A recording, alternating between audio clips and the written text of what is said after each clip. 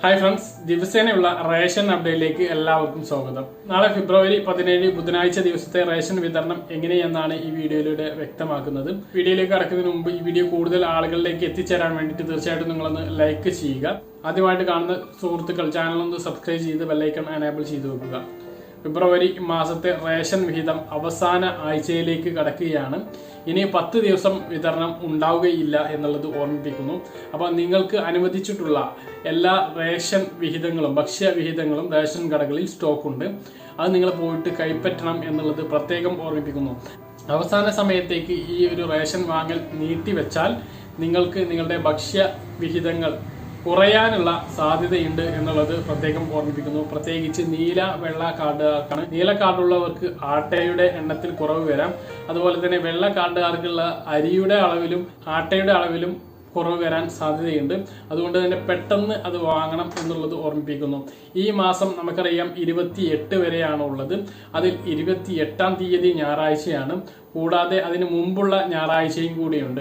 അപ്പോൾ ഇനിയുള്ള ഒരു ഔദ്യോഗികമായിട്ട് വിതരണത്തിനുള്ള ഒരു ദിവസം എന്ന് പറയുന്നത് 10 ദിവസം തികച്ചില്ല.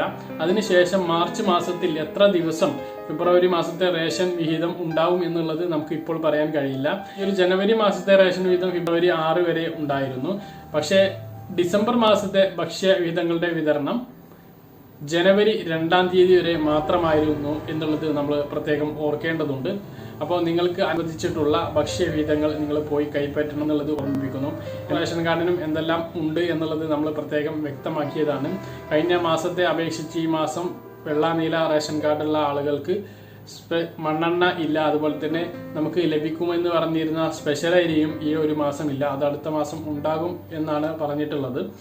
അപ്പം ഈ മാസം നീല വെള്ള കാർഡുകാർക്ക് ലഭിക്കുന്നത് വെള്ള കാർഡിന് 4 കിലോ അരിയും 3 കിലോ ആട്ടയുമാണ്. അത് ലഭ്യതക്കനുസരിച്ചാണ്.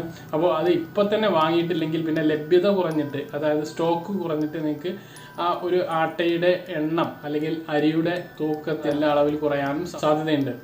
നീല കാർഡുകാർക്ക് ലഭിക്കുന്നത് 1 മുതൽ 3 വരെ ആട്ടയും ഒരു വ്യക്തിക്ക് 2 കിലോ അരി 4 രൂപ നിരക്കിലുമാണ്.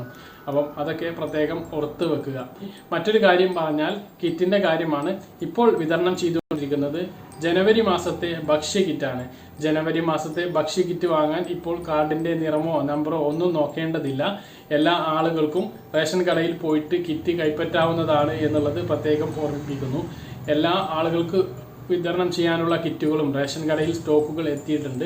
വളരെ ഒറ്റപ്പെട്ട സ്ഥലങ്ങളിൽ റേഷൻ കടകളിൽ കിറ്റ് എത്താത്തത് മൂലമുള്ള പ്രയാസങ്ങൾ ഉണ്ട്. അത് നിങ്ങൾ പ്രത്യേകം ഓർമ്മിപ്പിക്കുക. നിങ്ങളുടെ റേഷൻ കടയിൽ വിളിച്ചിട്ട് കിറ്റുകൾ സ്റ്റോക്ക് ഉണ്ടോ എന്നുള്ളത് അന്വേഷിക്കുന്നത് നന്നായിരിക്കും. ഇത്രയാണ് നാളത്തെ റേഷൻ വിതരണത്തെ കുറിച്ച് പറയാനുള്ളത്. പറഞ്ഞ കാര്യങ്ങളെല്ലാം വ്യക്തമായിട്ട് മനസ്സിലാക്കാമെന്ന് കരുതുന്നു.